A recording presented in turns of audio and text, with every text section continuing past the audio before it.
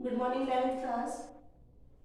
बेटा हम लोग चैप्टर 11 कर रहे हैं उत्तरजीविता वृद्धि तथा विकास, या फिर हम इसे कहेंगे सर्वाइवल ग्रोथ एंड डेवलपमेंट।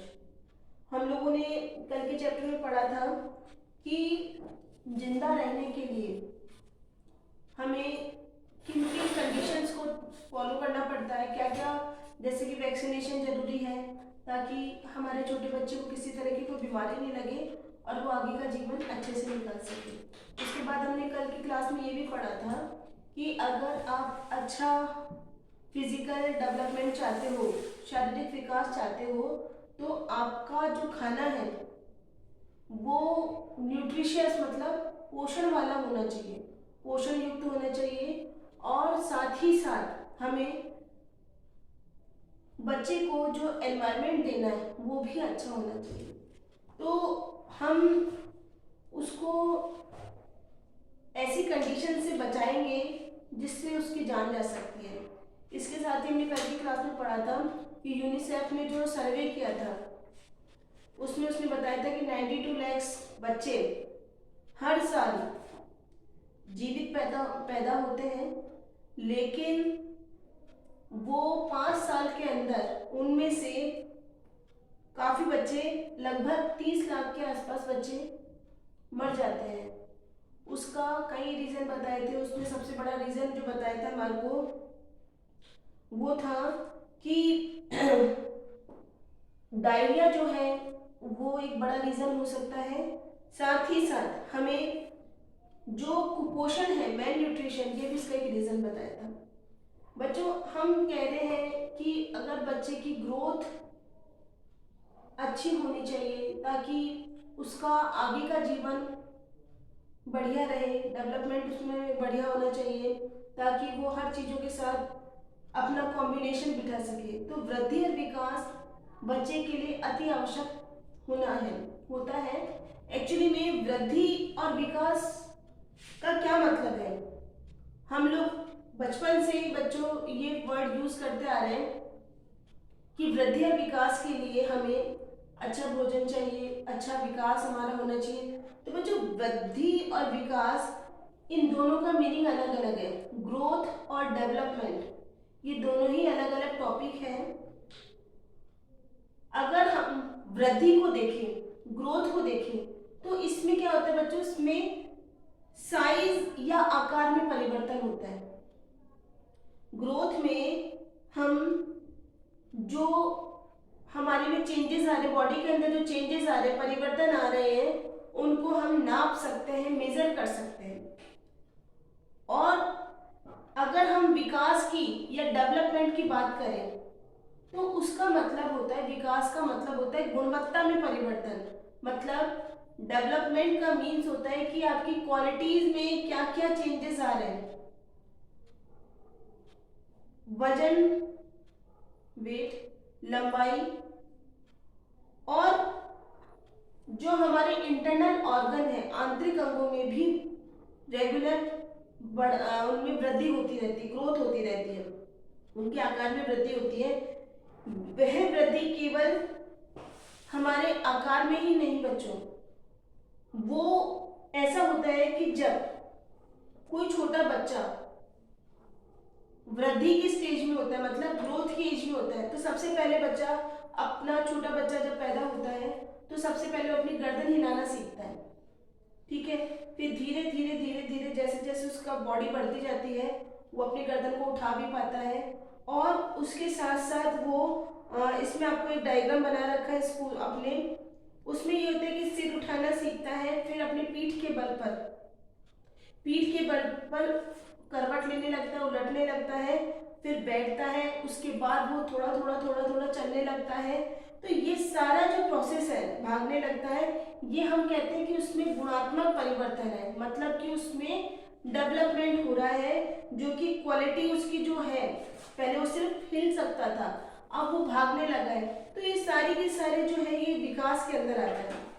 इन सब, जो बच्चा बैठने लगता है, उसके बाद बैठने के बाद दौड़ना भागने लगता है, ये सब क्रमानुसार होते हैं, मतलब एक के बाद एक प्रोसेस होता है। कभी ऐसा नहीं होता कि छोटा सा बच्चा जो लेटा हुआ है वो उठ करके चल दिया, ऐसा नहीं होता बच्चों। डेवलपमेंट जो होते हैं वो स्टेप बाय स्टेप होते हैं। इसी अकॉर्डिंग इसी तरह बच्चों वृद्धि का भी एक है। वृद्धि जो है वो एक निश्चित आयु तक होती है। आप सोचो, आप लोग इस समय सब लोग 15 से 17 या 18 साल के बीच में हैं।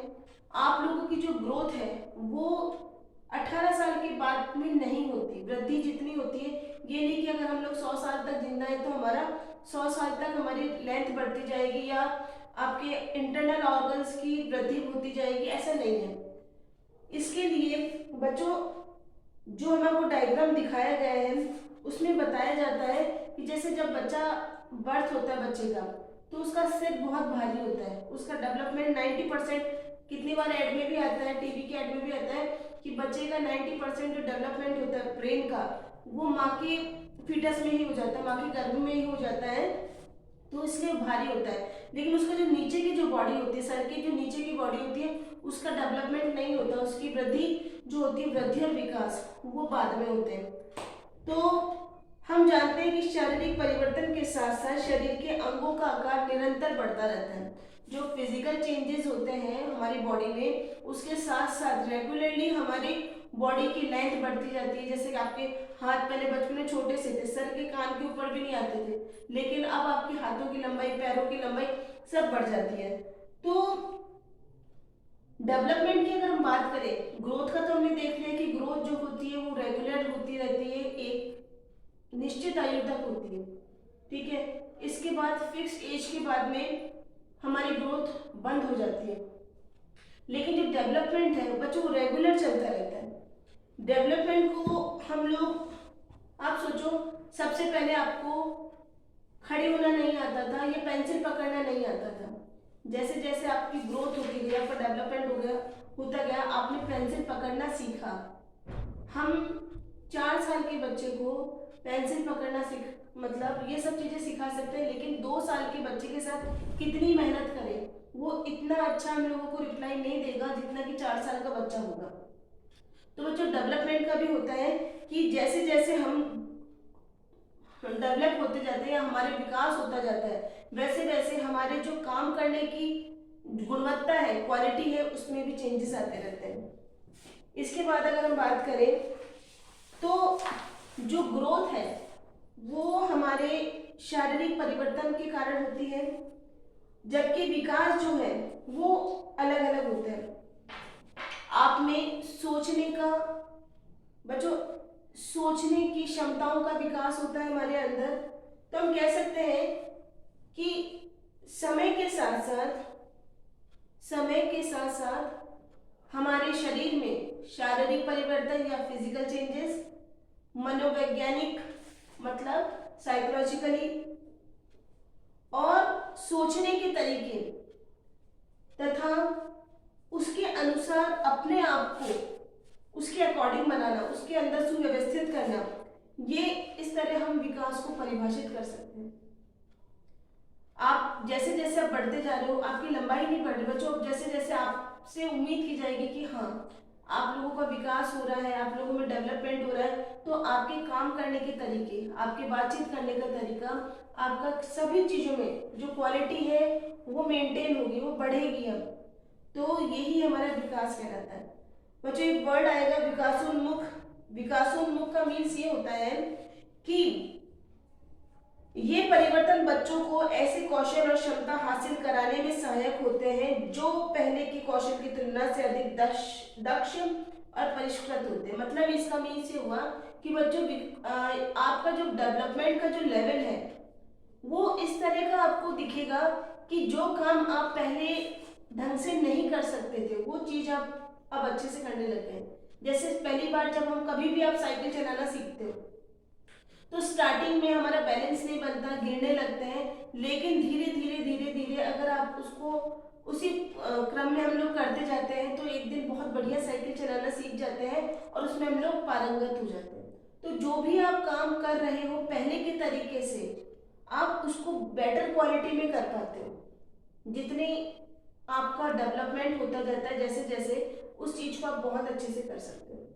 बच्चों इसके बाद में हम लोग कल की क्लास में पढ़ेंगे विकास के क्षेत्र। Thank you.